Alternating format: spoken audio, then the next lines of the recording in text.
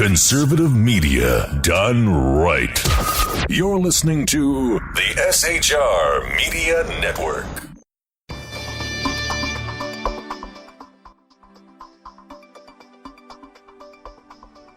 I'm Jason Miller. Tonight on the Evan-Miller Report, the missing UK teenagers who have gone missing in the UK have finally crossed into Syria. This according to information obtained by the BBC. Also tonight, ISIS jihadists kidnapped 90 Christians in Syria. We have the latest on that report. This as Spain breaks up an online network which is recruiting young women for ISIS. Also tonight, in Ukraine, their army is now to be trained by UK troops. This according to Prime Minister David Cameron. And with a wary eye on Russia, Lithuania is to reintroduce the draft. We have all those stories and more. Plus, Corey Evan has the latest on a very bad month for public transportation here in California. Yes. Corey? A lorry driver is taking the heat for causing a SoCal Metrolink crash. That's toast. The city of marijuana has set up shop in Alaska and are continuing battle against global socialism. The Comcast-Time Warner merger is still on. Will it help the broadband cause, or will it fuel more customer service nightmares? Who should happen to appear in lawsuits across America but the Reverend Al Sharpton? Ooh! And Pee Wee Herman is back in entertainment. That's all coming up in today's Evan-Miller Report, your conservative news source. Starting now.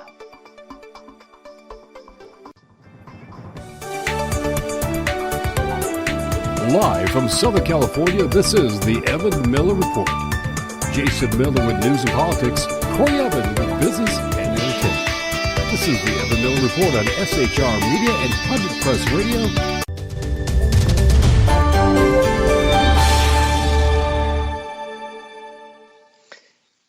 Good evening, ladies and gentlemen. Welcome to the Evan-Miller Report. I'm Corey Evan, starting this report off with breaking news. A produce hauler told police that his pickup truck and trailer got stuck, quote-unquote, at an Oxnard Railroad crossing moments before an explosive collision sent a Metrolink commuter train hurling off the tracks Tuesday and launched dozens of passengers from their seats, according to witnesses and authorities. There were no fatalities in the 5:46 a.m. derailment, but 28 of the 50 people involved in the collision were rushed to hospital with such things as broken limbs, head trauma, back and neck injuries, and the lot, according to emergency crews. The 5-car train was bound for downtown LA and speeding through darkened agricultural fields at 79 miles an hour when the engineer spotted a truck on the tracks at 5th and Rice and pulled the emergency brake, authorities said. Passengers recalled feeling a sudden jerk before they were lifted into the air. Witnesses stared in disbelief as the pickup truck erupted into flames and the train's passenger cars slewed from the tracks in impossible directions. In the early morning darkness, farm workers from nearby pepper and strawberry fields arrived to help in rescue. At a news conference hours after the crash, authorities said the incident was triggered by a produce truck whose driver accidentally drove onto the railroad tracks and got a bit stuck. The driver, a 54-year-old, Arizona resident, was hauling a 12-foot tractor trailer southbound on Rice Avenue and was trying to turn right onto 5th. He apparently misjudged the turn, however, and drove onto the railroad tracks, according to Jason Benitez, assistant chief of the Oxnard Police. The truck appeared to be an early 2000s model Ford F-150, he said. According to Metrolink spokesman Jeff Lusgarten, the train operator was sitting in the first car when he pulled the emergency brake. It takes about a quarter mile to half a mile to stop a train with 5 cars. And, of course, there are all the bells and whistles that you would expect at a modern railroad crossing. The crossing is controlled by Union Pacific, who seem to have done a good job maintaining it. The driver of the truck fled the scene, according to police, but was later detained about a mile from the crash site. He is indeed arrested and in custody, according to Oxnard Assistant Police Chief Jason Benitez.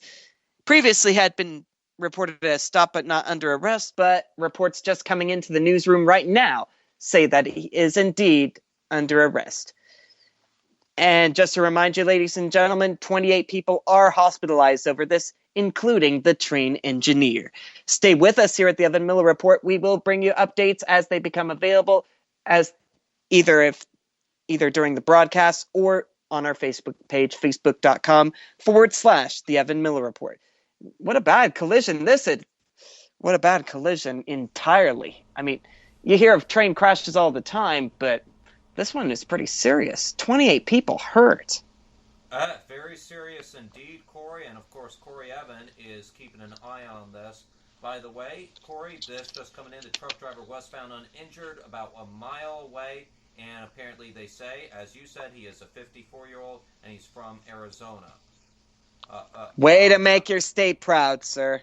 Absolutely. I'm sorry, but that's just absolutely asinine that anyone would misjudge a turn like that. Released some video of this train crashing right into this Ford F-150. My goodness, it's quite traumatic.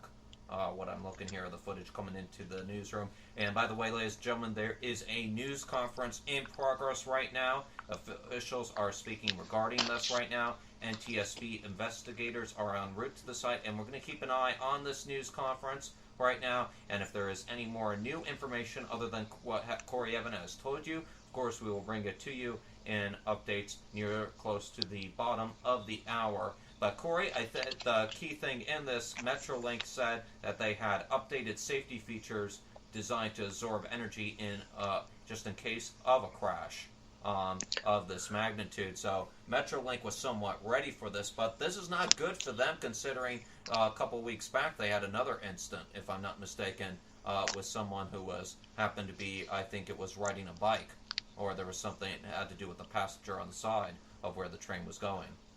Yeah, ladies and gentlemen, be careful around trains. Do not try to race a train. You won't make it. Trust me. And folks, we're just getting this into the newsroom right now. Some more breaking news that former LA Mayor Zaragoza will now not be running for U.S. Senate. That will be the seat that Barbara Boxer will be vacating in the 2016 election cycle. So this just coming in as we speak, that Mayor Zaragoza will not be running for Senate to replace Barbara Boxer in 2016. So a lot of information coming into the newsroom. We have a very busy night tonight. Of course, Corey Evan will be back a little later in the program with some more on the Metrolink story and some of the day's other news. But now we are going to move on to some other stories that are making news tonight. And we start off over in the UK tonight, where those 3 missing teenagers believed to be heading to join Islamic State militants are thought to have crossed into Syria, according to UK police and BBC sources. The London schoolgirls were smuggled into Syria from Turkey 4 or 5 days ago, according to sources who have spoken to the BBC. Those sources suggest the girls entered Syria near the Kills border crossing. Bethnal Green Academy pupils Shamia Begum and Amral Abbas, both 15, and Kadeza Sultania, 16, traveled to Istanbul back on February the 17th. They flew from Gatwick to Turkey after telling their parents they were going out for the day. The Metropolitan Police said it now had reason to believe that they are no longer in Turkey and have crossed into Syria. Officers continue to work closely with the Turkish authorities on this investigation, the force said in a statement. Sources inside Syria suggest that the 3 girls who were identified as, pardon me, ladies and gentlemen, as British, including one said to be wearing glasses, crossed the border with the help of people smugglers. The news comes after the girls' families made a number of emotional appeals for them to return. According to the BBC's correspondent James Reynolds, he said it was not clear what, if anything, if British or Turkish authorities are now able to do. He said the fear was that once inside Syria, the missing schoolgirls would be, quote, out of reach.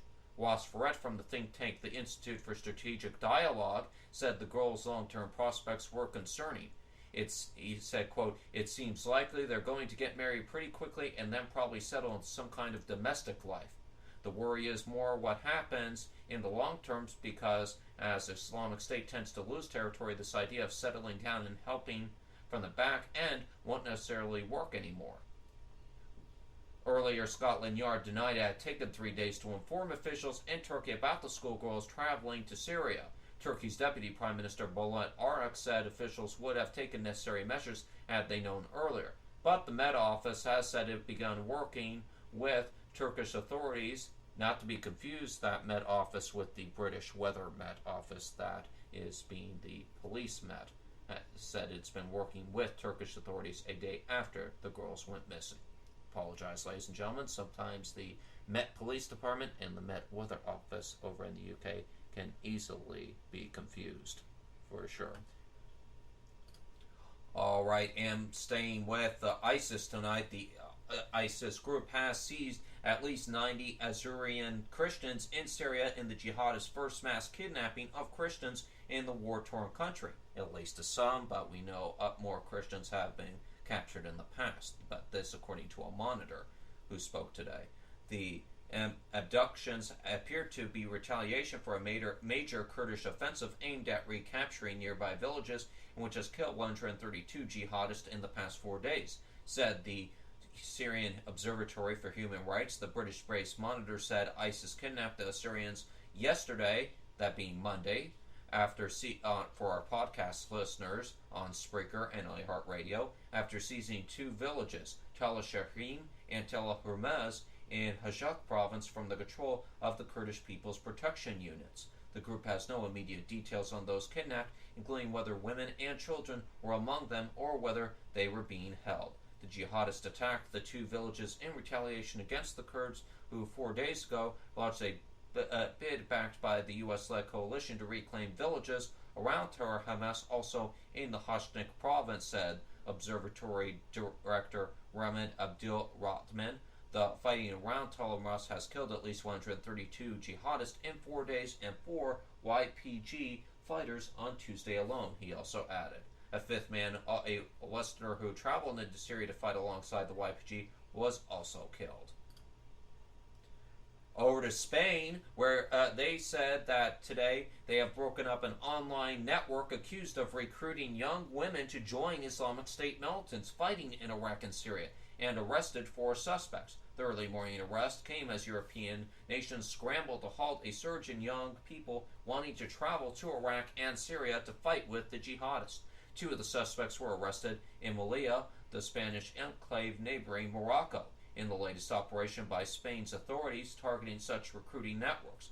The others were detained in Girona and Barcelona in Spain's northeastern region of Catalunya. The 2 detained in Melilla were said to be behind the creation and operation of several internet platforms spreading propaganda, particularly for the Islamic State group, according to the Interior Ministry in Spain in a statement.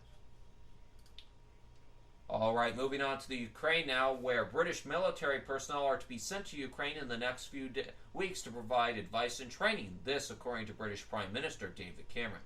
As he spoke, pro-Russian rebels said they were pulling back heavy weapons from the front line in eastern Ukraine as part of a ceasefire deal. However, the government in Kiev has disputed the rebels' claims. Mr. Cameron said he will push for more sanctions on Russia if the separatists fail to observe the truce. The Prime Minister has told the House of Commons committee that up to 75 British soldiers divided into 4 teams would go into an area well away from the conflict zone to provide medical, logistics, intelligence, and infantry skills.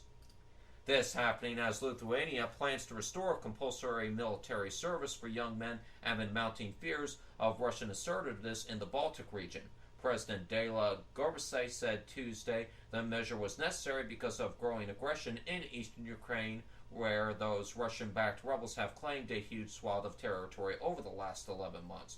Today's geopolitical environment requires us to strengthen the army and do it as fast as possible, said Mr. Gribauskaitė.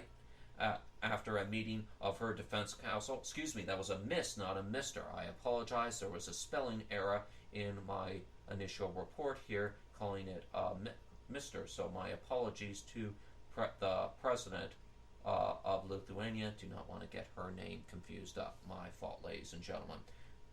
We need to check our spelling every once in a while, and I'm speaking to my source, not to myself here on this. Meanwhile, Russian President Vladimir Putin's endgame for Ukraine remains anyone's guess, while one possibility is ultimately a Russian-controlled region in the country's east. The big concern for NATO is the prospect of Russia's activity at attempting to destabilize a member country like Lithuania.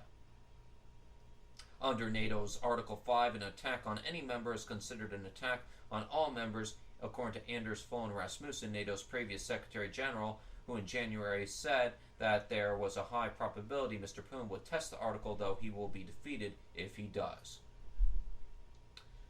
All right, on to staying in the Middle East. U.S. Secretary of State and BS artist John Kerry said today that what appeared to be a swipe at Israeli Prime Minister Benjamin Netanyahu, saying critics of an emerging nuclear deal with Iran did not know what they were talking about. Kerry told the U.S. Senate subcommittee that he also expected to know soon whether Iran was willing to craft an acceptable, verifiable plan that would satisfy major powers that is not seeking to develop a nuclear weapon. Netanyahu is scheduled to make a speech before a joint session of Congress on March the 3rd, has described the agreement under negotiation with Iran as a bad deal, and said he would do what he could to prevent it. Anybody running around right now jumping to say, well, we don't like the deal, or this or that, doesn't know what the deal is. There is no deal yet, Kerry told senators at the hearing at the State Department's budget, and he continued to BS and say, and I caution people to wait and see what these negotiations produce. It was the second time in recent days in which the Obama administration argued that Netanyahu's speech to the Republican-led Congress was scheduled initially without its knowledge, appeared to criticize Israel over Iran.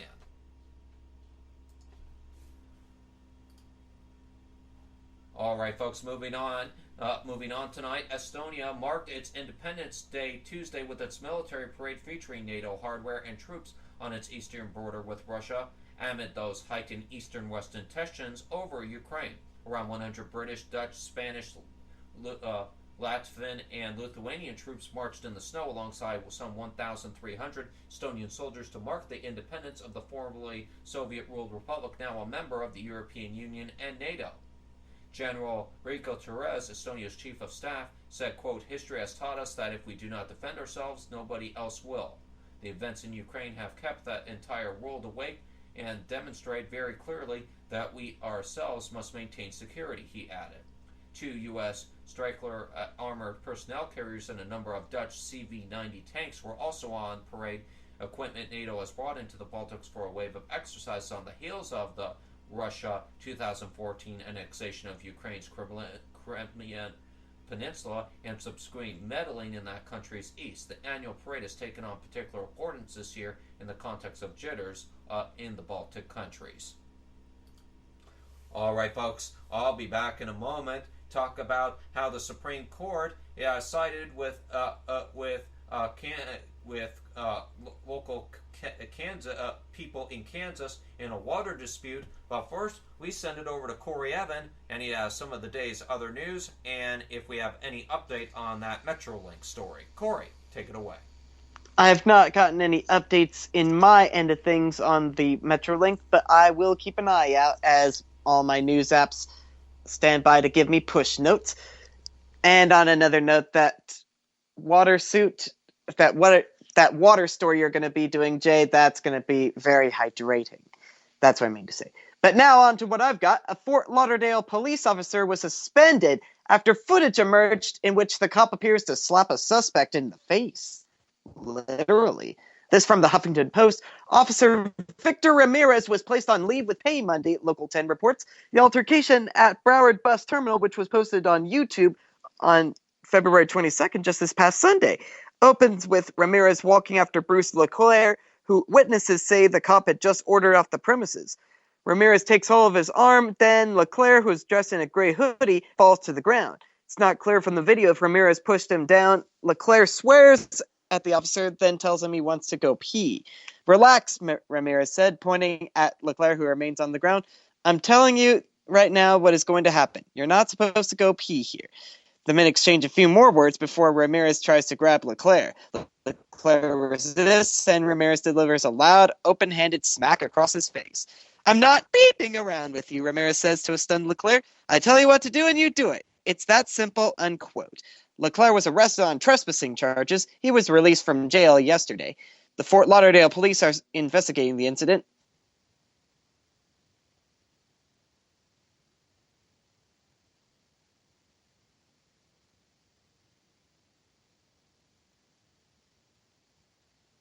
All right, folks, we seem to have lost Corey Evans' signal. We're going to attempt to get him back Let's see if we get him back. Do we have you back, Corey Evan? Okay. Can you hear me now? Yes. Can you hear me now? There we go. Yes, we had an issue with our communications satellite, so we have Corey Evan back. Let's go ahead and move on to your next story, shall we? Yeah, hopefully they don't spill any more marinara sauce on it. But anyway, Captain Frank Sousa of the Fort Lauderdale police tried to distance the department from Ramirez's actions. Quote, "If the officer is wrong, I can assure you and the public that this agency and this department is going to do whatever it needs to do to assure that that doesn't happen again. And it's not a reflection on the men and women in this agency," Sousa said. Let us hope so, because there are two sides to this coin. A lot of officers across the nation depend on the outcome of this story, because while I acknowledge that there are some officers who will abuse their authority, there are many more that are just trying to do their job. So we'll keep an eye on this. The Mall of America, speaking of police, has provided a rare glimpse into security at the nation's busiest shopping center after an online video purportedly produced by a terrorist group urged extremists to attack shopping malls in Western countries. That makes me want to shop. The Bloomington Mega Mall has some 40 million visitors each year, and the behind-the-scenes steps taken to keep visitors safe are generally unknown to shoppers. Officers patrol the mall with family-friendly dogs trained to sniff out bombs. A security team stationed at an underground nerve center keeps watch on hundreds of security cameras throughout the shopping center. Delivery trucks are swabbed for explosives before merchandise is unloaded. "This is a safe place," Bloomington Police Chief Jeff Potts said. "We encourage people to come on out and shop." Officials said most safety measures have long been in place, but that it's stepped up security following the threat. Potts said his officers have increased their presence since the recent threat, but he wouldn't say how many police officers are on duty at the mall. The mall separately employs 100 full and 50 part-time security staff. Mall of America officials say it's always assessing its procedures and coordinating its activities with law enforcement to patrol the 87 acres outside and 4.8 million square feet inside. This is in response to a video purportedly made by Somalia's al-Qaeda-linked rebel group Al-Shabaab, urging Muslims to attack shopping malls in the U.S., Canada, Britain, and other Western countries. The masked narrator specifically names the Mall of America, as well as shopping centers in Canada and England. U.S. authorities say there's, quote, "no credible evidence suggesting a U.S. mall attack is in the works." But, of course, we will not rule out anything on that here at the Evan-Miller Report, having seen all the beheading videos and all the general terrorism that's going on. And we won't rule out any terror that's going on with or without Al-Qaeda, ISIS, and the lot here in the U.S. Because we've seen quite a lot of it. Indeed. Moving on to Ocean County, New Jersey, a natural gas explosion leveled a house, injuring 15 people, too critically today as utility workers tried to locate the source of a gas leak in this mainland Jersey Shore community. This from Philly.com. No one was inside the house at 59 Oak Avenue or in any of the other houses in the vicinity. That was minutes before the 10:32 a.m. blast. Officials had evacuated about 75 residents from the properties after a strong odor of natural gas was reported. The blast felt, quote, "like a bomb," one witness said. The cause of the explosion in the mostly residential Cedar Run section of the township with no schools or businesses nearby was being investigated by the federal OSHA administration. That's OSHA, safety and health. The two men critically injured are New Jersey natural gas employees, as are 7 of the people less severely injured. 6 others injured in the incident are firefighters and 2 are emergency medical personnel. Many sustained concussion-like trauma from the shockwave of the blast that enveloped from the scene, according to Stafford Township Fire Chief Jack Johnson. Johnson, who was among those treated at a local hospital, says he was about 50 yards from where the explosion occurred, but noted that the 2 utility workers who sustained critical injuries were only about 20 feet away. And the Justice Department on Tuesday closed its investigation into the shooting death 3 years ago of Trayvon Martin, the unarmed black teen in a hoodie who became a symbol of racial profiling and expansive self-defense laws without filing hate crime charges against the gunman, George Zimmerman. The department began its civil rights investigation shortly after a national furor erupted over Mr. Martin's death, which set off protests, demands for justice, and an emotional response from President Obama. The shooting was the first in a string of racially tinged cases involving the death of young black men that have prompted a rethinking of the the national criminal justice system. But at the same time, even though Mr. Zimmerman has been acquitted, he has been in a few legal scuffles of his very own ever since. Last month, he was arrested and charged with aggravated assault, accused of throwing a wine bottle at his girlfriend. And in 2013, shortly after his acquittal, he was arrested after a heated fight with another girlfriend, but the woman asked prosecutors not to press charges. And last year, a driver told officers that Mr. Zimmerman threatened him during what was described as a road rage incident. And Jay, I first heard this road rage incident on some other radio show where they described the incident where apparently Mr. Zimmerman pulled up alongside the guy in his Honda Ridgeline and threatened to kill him, even though he didn't display that he had a gun or anything. So you never know what this Zimmerman guy is going to do you? Don't know, Corey. As much as we like to support Mr. Zimmerman and his Second Amendment rights, he's not really giving people an excuse to good ways to support him, and it doesn't help with his reputation. Yeah, he's not doing himself any favors. By the way, ladies and gentlemen, in response to, I'm sure many of you have heard of the Project Veritas story today, and Corey Evan mentioned Trayvon Martin today, and in his story, James O'Keefe, of course, has put a video out linking Al Sharpton in trying to get money out of the two families and making money off the deaths of Trayvon Martin and other African American deaths, including the ones over in New York,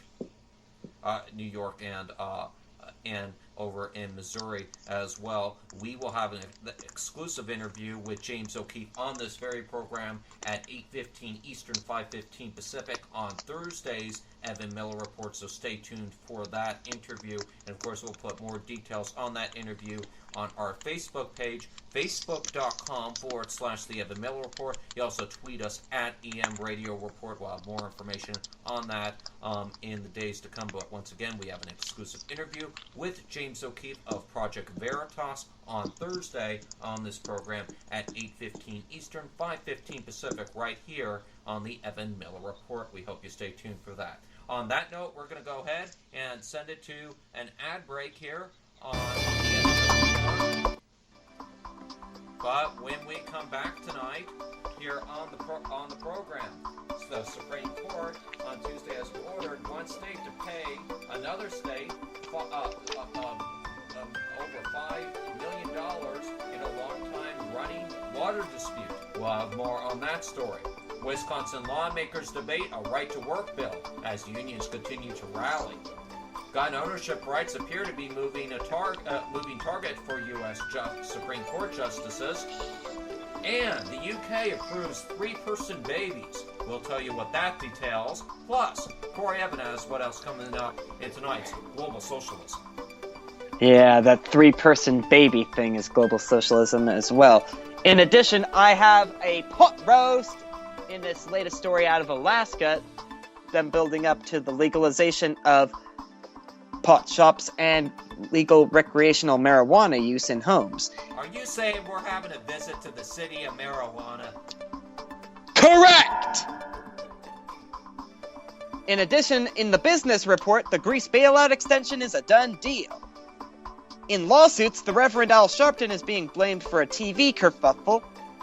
And will Kelly Osbourne leave the fashion police in entertainment?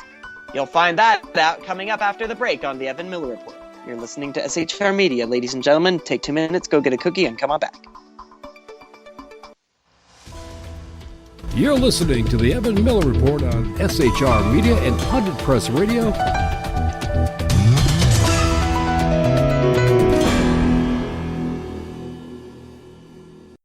Radio.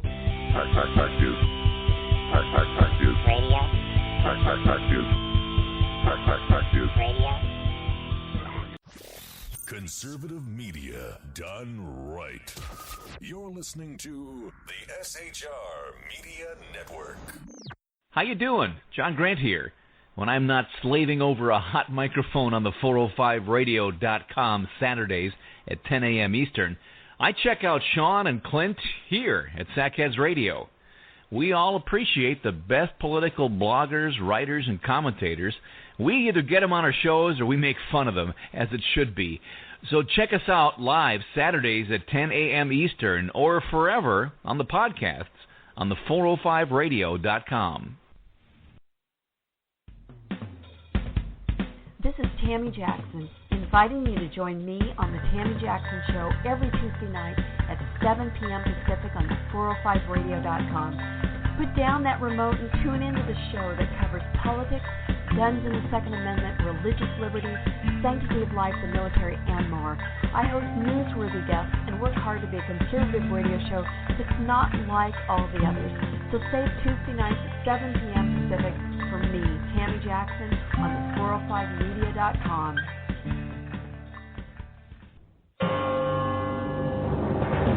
Hello, I'm Paul, a student at Hillsdale College.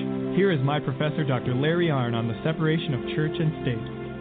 America's founders believed in the separation of church and state, in that the country was not to have an official religion or an official sect. But that did not mean that government was to be hostile to religion, or even indifferent to religion, as many today argue. In fact, America's founding document, the Declaration of Independence, includes both a reference to God as the author of the laws of nature and a confident assertion that human beings are endowed by their Creator with certain inalienable rights. Far from being hostile or indifferent to religion, America's founders understood the theology of the Declaration to be an essential part of the education of citizens. This Constitution Minute was brought to you by Hillsdale College. To join the national conversation on the Constitution, go to constitutionminute.org.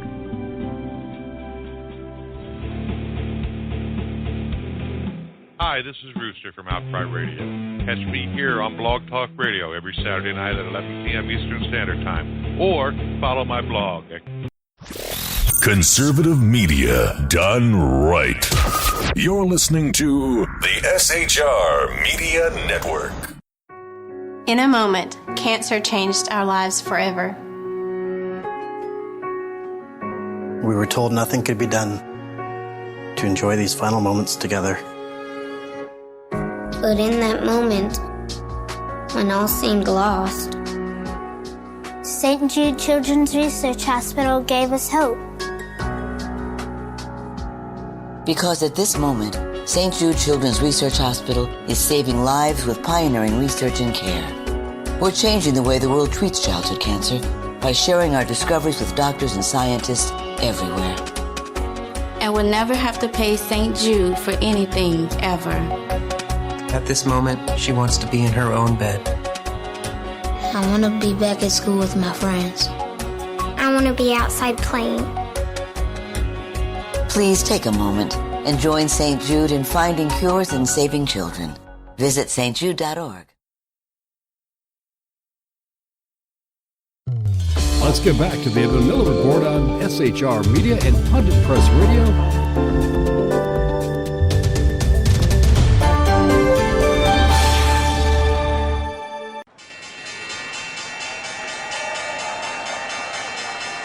We're back with the business report on the Evan-Miller Report. I'm Corey Evans. Jason Miller will be back in just a few moments. But first, the Dow's up 92 points at 18,209. The NASDAQ following suit up 7 points at 49.68. But of course, they haven't been down for a while. And the S&P 500 gained 5 points at 21.15. So a little bit of a thaw on Wall Street, at least.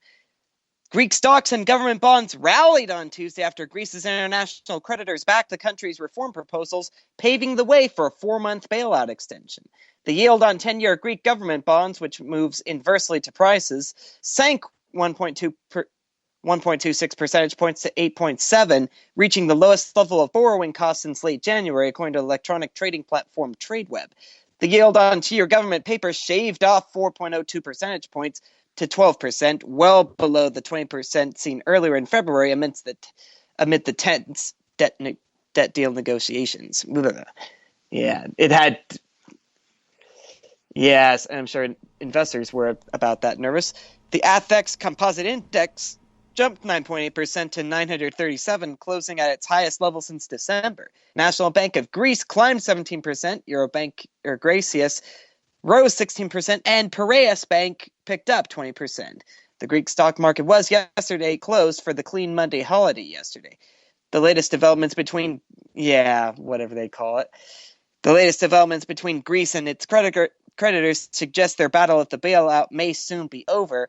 But, of course, we have yet to see any evidence of Mr. Tsipras's government doing anything real to not only deal with the debt and make sure that they get things going on that end of things, but also get their people out of massive unemployment. Earnings calls are rarely worthy of praise. More often than not, they're a source of frustration and annoyance to investors. But Home Depot has proven to be one of those companies that makes it sound fantastic. Earnings per diluted share jumped a fantastic 43% in the quarter and 25% for the year, the highest percentage increase in the company's 37-year history. The $83.2 billion home improvement company is firing on all cylinders, with same-store sales up 5.3%.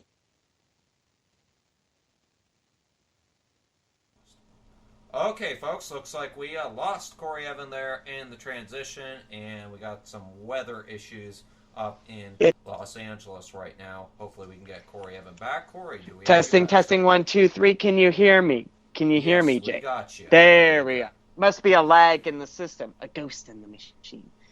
Apparently that ghost is trying to apply for a job there.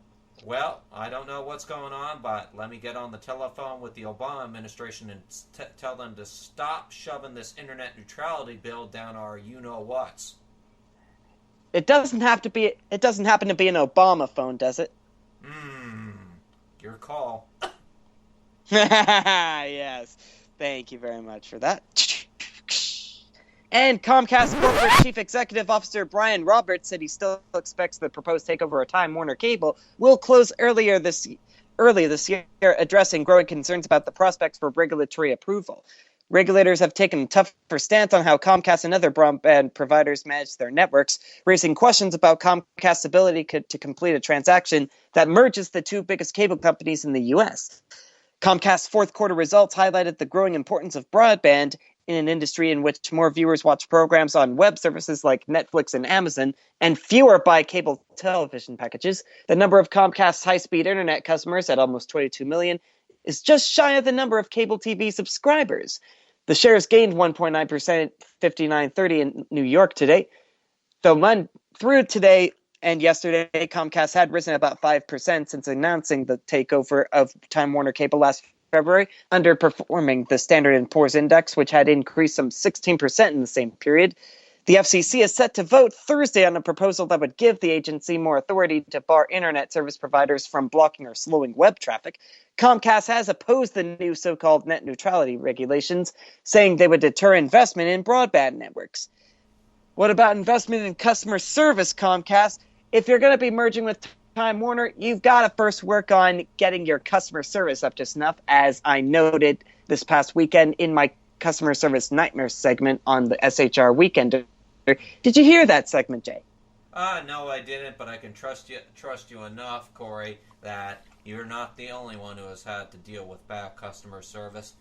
Just make the mention of the word Dell and the word India, and I can give you a whole story that could take a 2-hour special, which I don't think the boys over here out in the Sacramento studio would like to hear over the air, because certain language would come out, and the language isn't English, I assure you. Yeah, I said a bit that all of them up there have heard it many times before. So I think we better move on from this business report and move on to our next story, don't you think?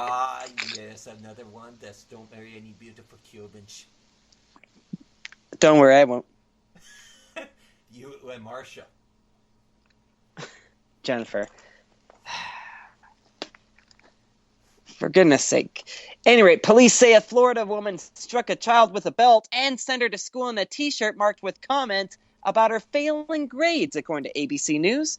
The woman, 30-year-old... This is illegal, you know? Yes, and I think on this note, we better make her the idiot of the day. The woman is 30-year-old Melanie Joyce Alexander of the Tampa Bay area, and she's charged with abuse and cruelty to a child. Officials say she was arrested last week and released on bail. Jail records didn't list an attorney.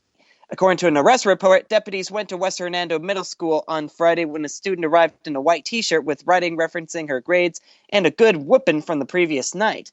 Deputies reported what appeared to be bruises and belt marks on her arms.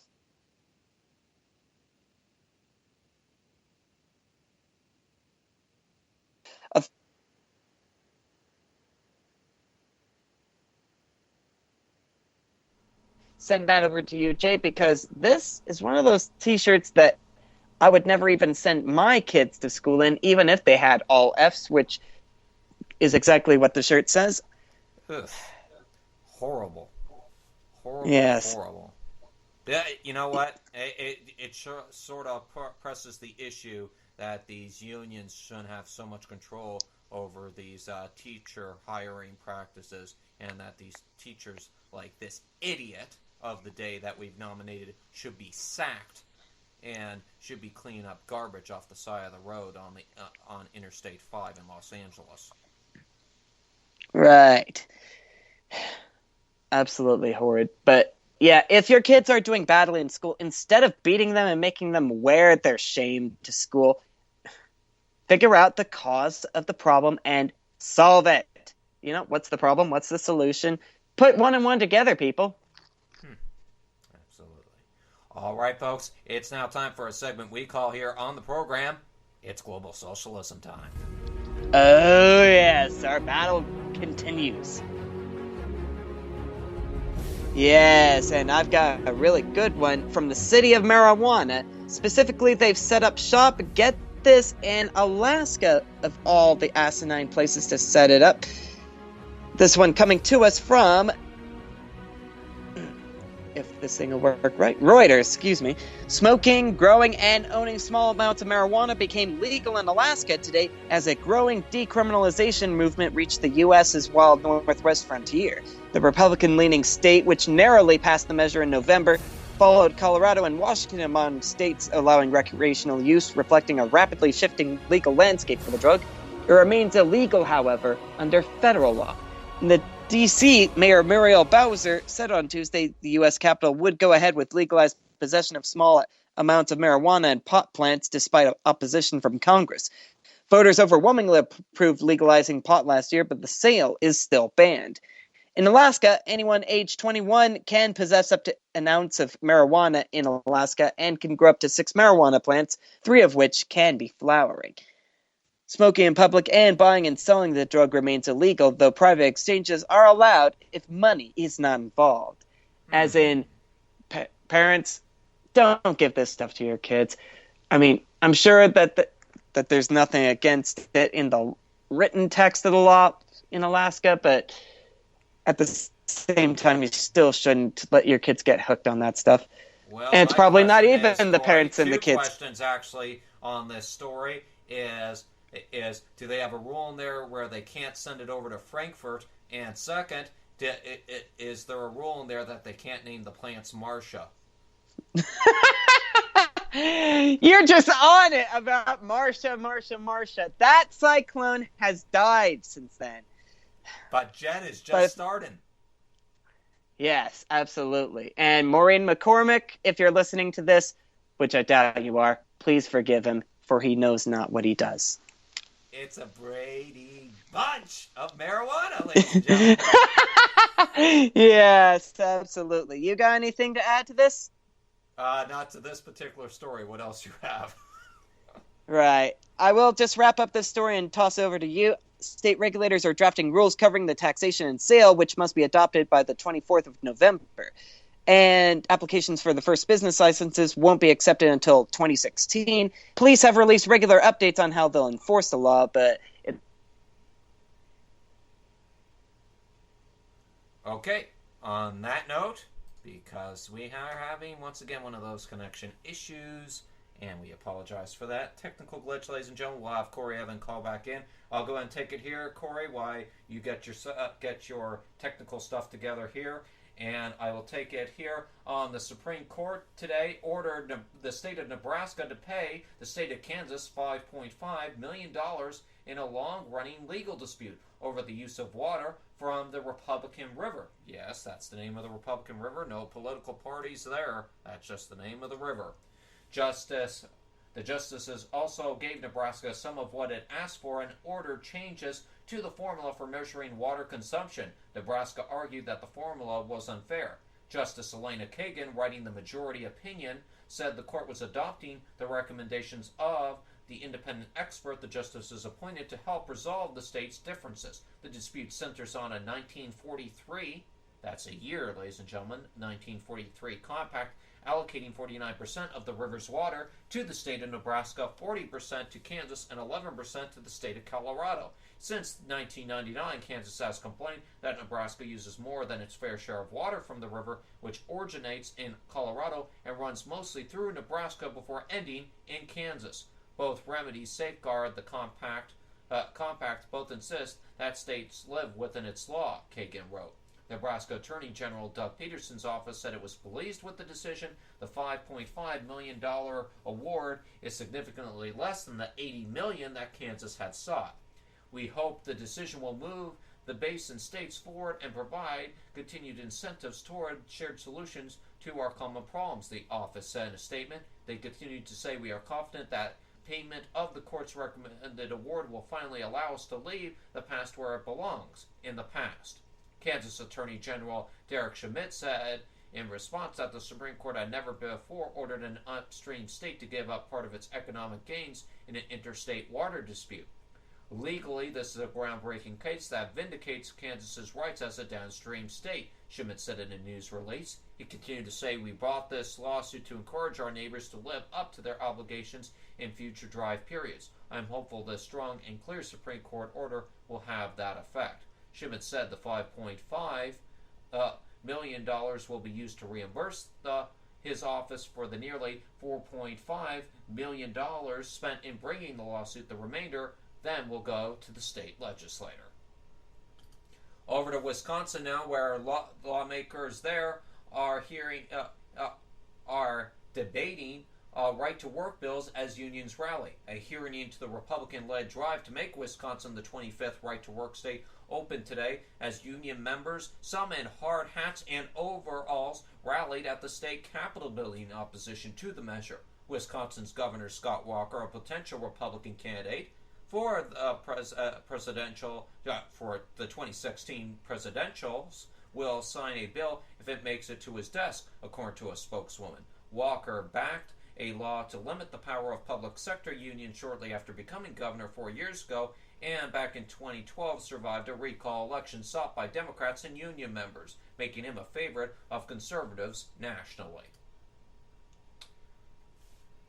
And back over to the Supreme Court, where the justices appear conflicted today over the gun ownership rights of a convicted felon from Florida who wants to sell the 19 firearms he voluntarily surrendered to the FBI after he was arrested on drug charges. The court heard oral arguments in an appeal brought by Tony Henderson, a former U.S. Border Patrol agent who in 2007 pleaded guilty to distributing, and this, Corey, comes from our classic City of Marijuana file, and other drug offenses, and was sentenced to 6 months in the slammer. Convicted felons cannot possess firearms under federal law. The case is somewhat unusual because upon his arrest, Henderson voluntarily gave the FBI his gun collection, after which he was convicted. Henderson sought to sell the guns either to a friend or to transfer ownership to his wife. Well, talk about that. I wonder if his wife's named Marcia. Ha. Very funny, Jay. You're a class act. So, how high will our lawmakers go before they come tractor trailer. See, he wants to wrap up this segment so quick, he forgot about the 3 babies law in the UK. We got to finish that up. Oh, yeah, that's the one that we've been waiting on. The UK has now become the first country to approve laws to allow the creation of babies from 3 people. The modified version of IVF, which as it's been called in the UK, has passed its final legislative obstacle after being approved by the UK's House of Lords. Yes, indeed.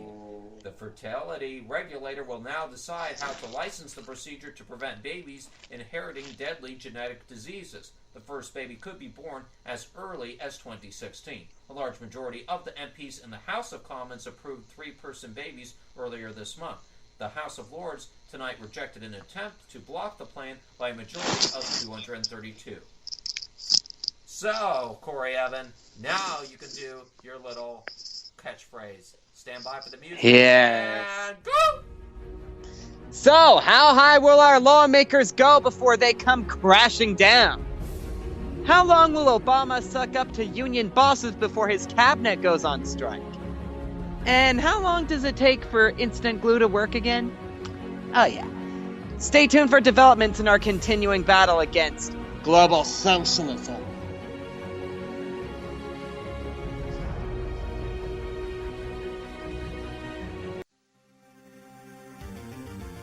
And now it's time for lawsuits across America.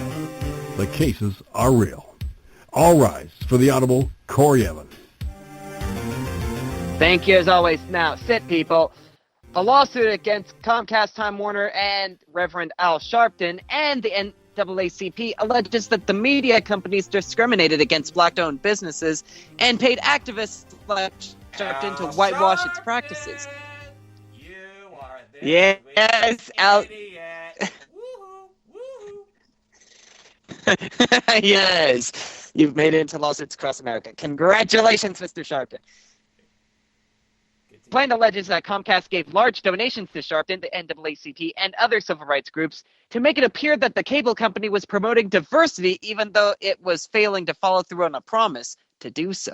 The lawsuit seeks $20 billion, was filed in LA federal court Friday by Entertainment Studios, a TV company founded by black producer and comedian Byron Allen, and the National Association of African American-Owned Media.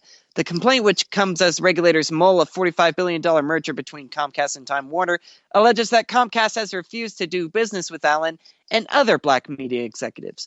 Both Sharpton and Comcast dismissed the allegations Monday. In an interview with Variety, Sharpton called the lawsuit a, quote, bogus statement from a person who has no credibility, and he told The Hollywood Reporter that he will be bringing counterclaims for defamation. He's just a defamation of independence, I think. But it could be worse. The Morgan Stanley executive, who apparently was a key confidential source in the FBI investigation into pilot Flying J, filed a whistleblower lawsuit in federal court last week alleging he was fired after his role in the investigation was discovered. Financial planner John Verbal filed the suit in federal court in Knoxville on Thursday, seeking hundreds of thousands of dollars, according to the Tennessean, in back pay and personal brokerage funds held with Morgan Stanley, which he says the company has frozen.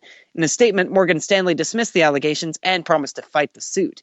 It was Verbal's collaboration with the FBI that directly led to the federal prosecution of at least 10 pilot Flying J employees, according to his lawsuit. The FBI did not respond to a request for comment left by the AP on Friday.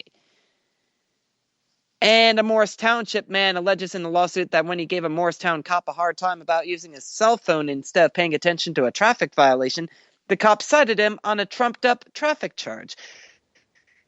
And Gerald Greger alleges in the lawsuit, as he brought up a complaint up the chain of command, several supervisors told him the cop was in the wrong.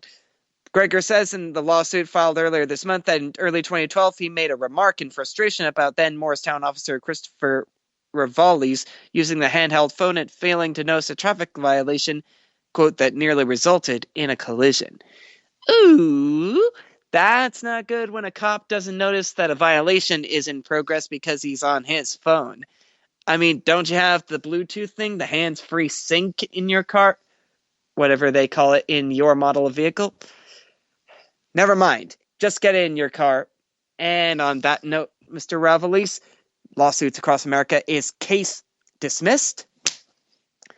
And now on to entertainment, where Kelly Osbourne has taken a stand in the controversy surrounding the fashion police comments made about Zendaya Coleman. Just a day after E! News host Juliana Rancic made jokes about the 18-year-old's dreadlocks at the Oscars, Osbourne took to Twitter to fend off critics and threatened to quit the show. The storm began when her co-host Rancic made a comment during Monday's episode that Zendaya's hair must have smelled of patchouli or weed. Ugh, back to the city of marijuana. Without outright identifying Rancic outright, Zendaya then took to Instagram to shame the talk show host for her outrageously offensive comments. Quote, "There's a fine line between what is funny and disrespectful," she wrote. Rancic quickly apologized for her statements via Twitter, explaining that she meant her comment to refer to a bohemian chic look. Reps for E and Osborne didn't immediately respond to people's request for comment. People magazine, that is. R&B singer Chris Brown, whose California probation stemming from an 2009 plea to assaulting singer Rihanna was revoked last month, said on Tuesday he was denied entry into Canada for concerts in Montreal and Toronto. Concert promoter Live Nation said, quote, "Due to immigration issues, Brown's Tuesday show in Montreal with R&B artist Trey Songz and rapper Tyga was cancelled, as well as their Wednesday performance in Toronto." It's unclear whether Brown, whose probation was revoked by a judge last month for leaving LA County without court permission, was denied entry into Canada. He has a court date on March 20th and could face jail time. As he should, because when you beat up a female, gents, you're really asking for it. And here's some good news in all of this. The new Pee Wee Herman film, produced by Judd Apatow and star Paul Rubens, will be called Pee Wee's Big Holiday, streaming service Netflix has revealed. This from the BBC. Production is due to start in March, and the film will premiere exclusively on the internet streaming device. Rubens and former Arrested Development story editor Paul Rust have written the script, which John Lee will direct. It'll see Pee Wee inspired to take his first ever holiday after a fateful meeting with a mysterious stranger. Netflix has called the film an epic story of friendship and destiny, and a passion project of Rubens and Bridesmaids producer Apatow, a longtime fan of the Pee Wee character. Rubens created the character when he was part of LA's improv group, The Groundlings, and had his first US TV show in 1980. And countless references made by Nickelodeon's Mark Summers, as I noted through all the decades, all the shows he did through that decade of Double Dare. That's how I know about Pee Wee's Playhouse and all that sort of stuff. Because I don't think I'm old enough to remember Pee Wee's Playhouse. Are you old enough? No, you're not old enough to remember Pee Wee's Playhouse. And I don't even care about it. I'm just listening. No. It's going through my head, going in one ear and out the next. And what a beautiful cue for the music. Yeah, only our older audience will remember that. This entertainment segment. That was a perfect segue. Yes, thank you, computer. That helped me big time. Absolutely right on that. And ladies and gentlemen, just a note, once again, for our audience who is tuning in this week, it is Tuesday. We notified people yesterday that we are no longer with Pundit Press Radio as an affiliated program on their network, our new podcasting site where you can get listen to this show if you missed the live show right here on the SHR Media Network is on iHeartRadio. And usually our show is available usually a half hour to 45 minutes after it airs via iHeartRadio. So if you missed any of tonight's Evan-Miller Report, any of the breaking news headlines, including the updates on Metrolink, you got a relative or you have a friend who was involved in that Metrolink crash here in the LA area, well, you can listen to our broadcast for any of the latest information on iHeartRadio. And of course, that link is available on our Facebook page, facebook.com/The Evan-Miller Report. And we'll also post a link up on our Twitter page at EM Radio Report.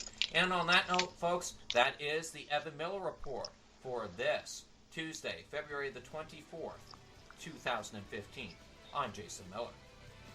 And I'm Corey Evan. Follow us on Facebook.com/The Evan-Miller Report and tweet us at EM Radio Report. You'd be glad you did. For all of us here at SHR Media, we thank you very much for listening, and we hope you'll tune in again tomorrow. Good night, everyone. Good night, everybody.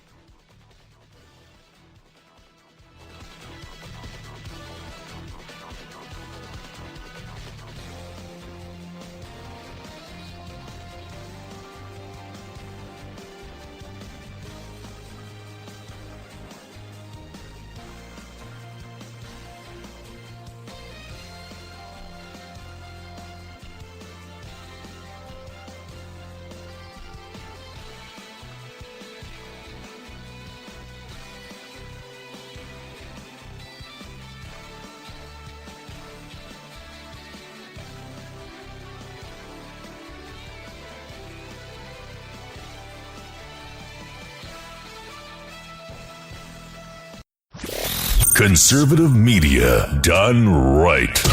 You're listening to the SHR Media Network.